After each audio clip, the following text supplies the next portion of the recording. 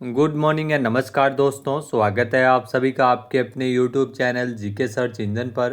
तो दोस्तों आज है 14 मई और 14 मई से रिलेटेड राजस्थान करंट अफेयर्स के जितने भी इम्पोर्टेंट क्वेश्चन हैं उन सभी को हम इस वीडियो में डिस्कस करने वाले हैं।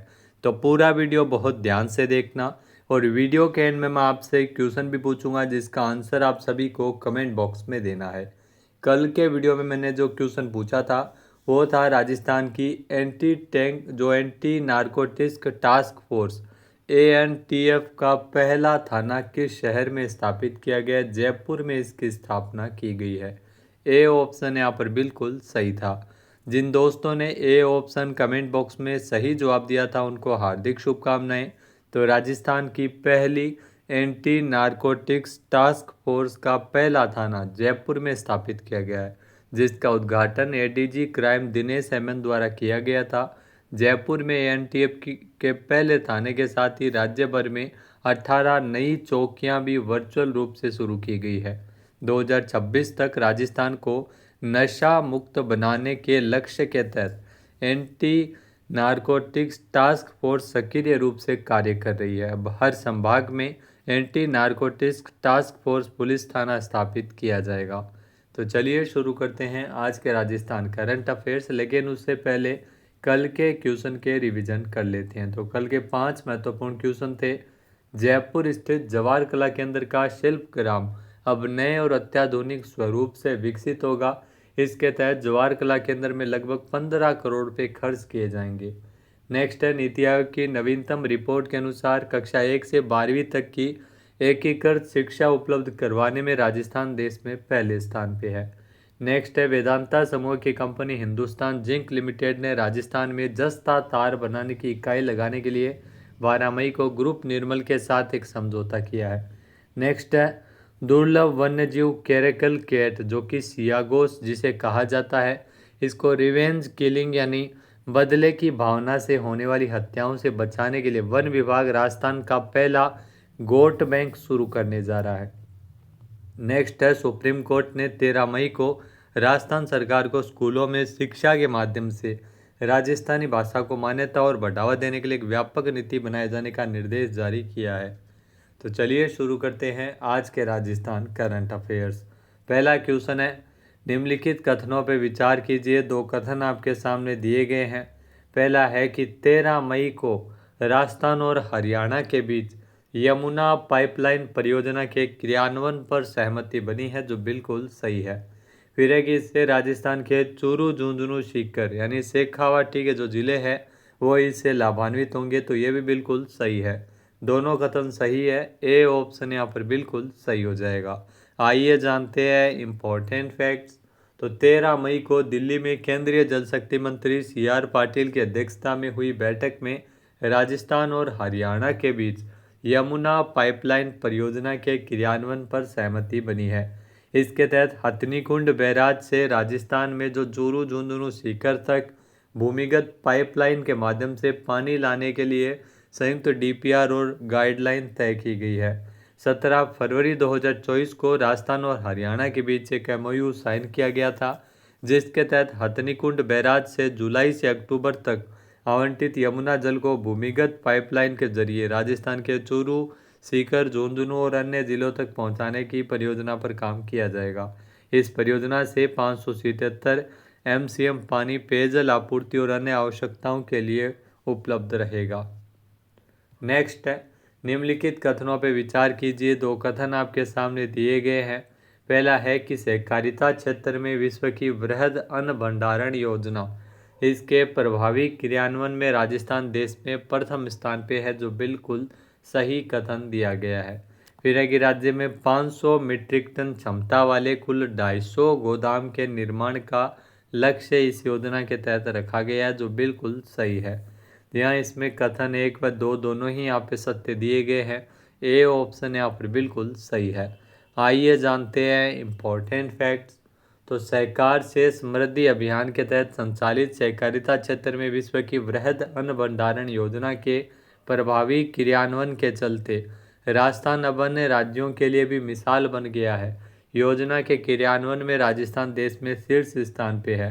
यहाँ राज्य सरकार प्रत्येक गोदाम के लिए 25 लाख रुपए की सब्सिडी राज्य सरकार के द्वारा दी जा रही है तथा गोदाम निर्माण के लिए 100% सब्सिडी उपलब्ध करवाने वाला राजस्थान देश का एकमात्र राज्य है। राज्य में 500 मीट्रिक टन क्षमता वाले कुल 250 गोदामों के निर्माण का लक्ष्य रखा गया है। इसके तहत वर्ष 2024-25 में 100, 25-26 में 100 तथा 26-27 में 50 गोदाम का जो निर्माण है वो लक्ष्य रखा गया है। वर्ष 2025-26 में 91 जो गोदाम है वो निर्माणाधीन है, बनाए जा रहे हैं। 2026-27 के लिए गोदामों के चयन की प्रक्रिया भी जारी है।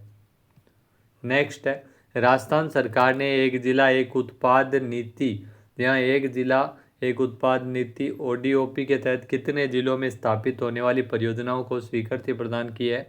तो इसमें ध्यान रखना 5 जिलों में स्थापित होने वाली परियोजनाओं को लेकर वो एक जिला एक उत्पाद नीति के तहत स्वीकृति प्रदान की गई है। आइए जानते हैं इम्पोर्टेंट फैक्ट्स। तो दोस्तों, राजस्थान सरकार ने एक जिला एक उत्पाद नीति ODOP के तहत 5 जिलों में कुल 18.19 करोड़ रुपए की लागत से स्थापित होने वाली परियोजनाओं को स्वीकृति दी है। दौसा, चूरू, डिडवाना, कुचामन, फलोदी और बालोतरा, यहाँ पर यह सुविधा के अंदर जांच लैब और भंडारण के लिए कुल 5 परियोजनाओं को स्वीकृति दी गई है। राज्य के विशिष्ट उत्पादों को प्रोत्साहित करने के लिए लागू की गई एक जिला एक उत्पाद नीति 2024 में लागू हुई थी, जो सभी 41 जिलों में इसमें जो एक उत्पाद की विशिष्ट पहचान की गई है। इन परियोजनाओं का काम जल्द शुरू होने के लिए पहले चरण में 10.76 करोड़ रुपये स्वीकृत हुए हैं। नेक्स्ट है, निम्नलिखित कथनों पर विचार कीजिए। 2 कथन आपके सामने है। पहला है कि प्रधानमंत्री ग्राम सड़क योजना के सर्वाधिक सड़क लंबाई पूर्ण करने की श्रेणी में राजस्थान कुल 75,868 किलोमीटर सड़कों के साथ दूसरे स्थान पे है, जो बिल्कुल सही है। फिर है कि मध्य प्रदेश के सीहोर जिले में PM ग्राम सड़क योजना के 4थे चरण का शुभारंभ किया गया था, जो बिल्कुल सही है। कथन 1 व 2 दोनों ही यहाँ पे सत्य दिए गए हैं। C ऑप्शन यहाँ पर बिल्कुल सही है। आइए जानते हैं इम्पोर्टेंट फैक्ट्स। तो केंद्रीय कृषि एवं किसान कल्याण एवं ग्रामीण विकास मंत्री शिवराज सिंह चौहान, जिन्होंने मध्य प्रदेश के सीहोर जिले में प्रधानमंत्री ग्राम सड़क योजना के 25 साल पूरे होने के अवसर पर रजत जयंती समारोह में योजना के 4थे चरण का शुभारंभ किया। सर्वाधिक सड़क लंबाई पूर्ण करने में राजस्थान 75,868 किलोमीटर द्वितीय स्थान मिला है। वहीं गुणवत्ता नियंत्रण तंत्र में भी उत्कृष्ट प्रदर्शन करने के लिए राजस्थान एवं तमिलनाडु ने संयुक्त रूप से दूसरा स्थान प्राप्त किया है। 4थे चरण में देश भर से स्वीकृत कुल 4,795 सड़कों में से प्रदेश को 1,216 सड़कों की स्वीकृति मिली है, जो कि संख्या की दृष्टि से अन्य राज्यों की तुलना में सर्वाधिक है।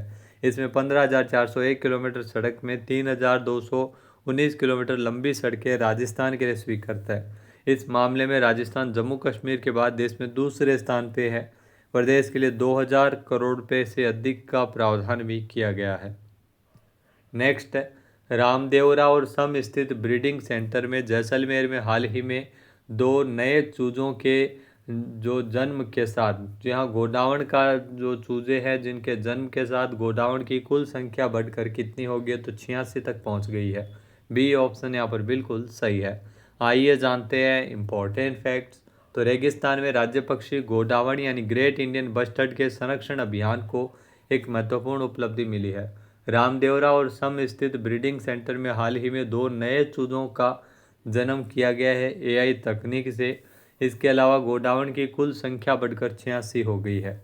रामदेवरा ब्रीडिंग सेंटर में 10 मई को, सम सेंटर में 11 मई को 2 नए चूजों ने जन्म लिया, जो कि पूरी तरह से AI तकनीक से विकसित है।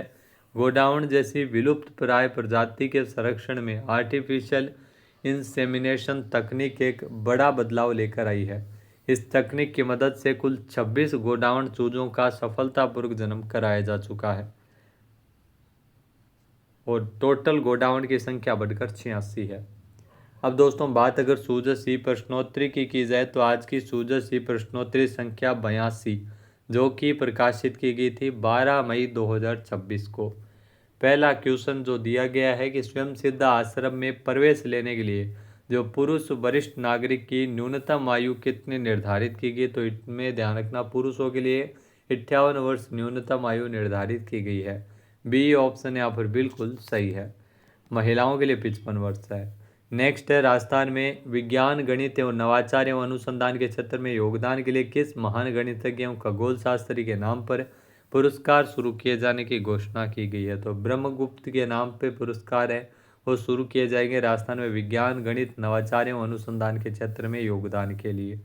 नेक्स्ट है लखपति दीदी योजना के तहत ऋण पर ब्याज दर 2.5% से घटाकर कितना किया गया, तो 1.5% इसमें कर दिया गया है। तो 2.5% से घटाकर 1.5% है वो लखपति दीदी योजना के तहत इसमें ब्याज रेट है वो की गई है। नेक्स्ट है रूपाहेली टेक्सटाइल पार्क किस जिले में स्थित है, तो रूपाहेली टेक्सटाइल पार्क विकसित किया जाएगा ये भीलवाड़ा में। बी ऑप्शन यहाँ पर बिल्कुल सही है। नेक्स्ट है पंच गौरव योजना में एक जिला एक खेल के तहत डूंगरपुर जिले का खेल कौन सा है, तो डूंगरपुर जिले का खेल है वो हॉकी है। ए ऑप्शन यहाँ पर बिल्कुल सही है। तो इसमें बी सही था और इसमें सी सही था। अब बात करते हैं आज के हमारे क्विज के, जिसका आंसर आप सभी को कमेंट बॉक्स में देना है। तो आज का क्विज है राजस्थान सरकार को स्कूलों में शिक्षा के माध्यम से जो राजस्थानी को मान्यता और बढ़ावा देने के लिए एक व्यापक नीति बनाने के निर्देश किसने जारी किए हैं। एक बार फिर से सुनिएगा, राजस्थान सरकार को स्कूलों में शिक्षा के माध्यम से जो राजस्थानी को मान्यता देने के लिए एक व्यापक नीति बनाए जाने के निर्देश किसने जारी किए हैं। सही आंसर आपको कमेंट बॉक्स में देना है। और अगर ये वीडियो आपको पसंद आए तो इसे आप लाइक और शेयर करना बिल्कुल ना भूलिएगा। चैनल पे नए जुड़े हो, सब्सक्राइब नहीं किया है तो अभी सब्सक्राइब बटन पे क्लिक करें। इस वीडियो की जो PDF फाइल है वो आप वीडियो के डिस्क्रिप्शन बॉक्स से डाउनलोड कर सकते हैं। क्वेश्चन आंसर आप वोट करके भी कर सकते हैं। इसके अलावा दोस्तों आपके सामने 3 ऑप्शन है, आप बताइए कौन सा वीडियो आज आपको मिले। फर्स्ट ऑप्शन है योजना से संबंधित, दूसरा है राजस्थान में कौन क्या से संबंधित, तीसरा है सूझ सी प्रश्नोत्तरी संख्या जो कि 51 से लेकर 60 या 61 से 70 तक थी मेरे ख्याल से। तो जो नेक्स्ट वीडियो है वो सूझ सी प्रश्नोत्तरी पे आपको मिले या योजना से मिले या जो वर्तमान में कौन क्या है इससे मिले, तो आज आप कमेंट करके ज़रूर बताइएगा, वो आपको वीडियो प्रोवाइड करवाया जाएगा। जय हिंद, जय भारत, जय राजस्थान।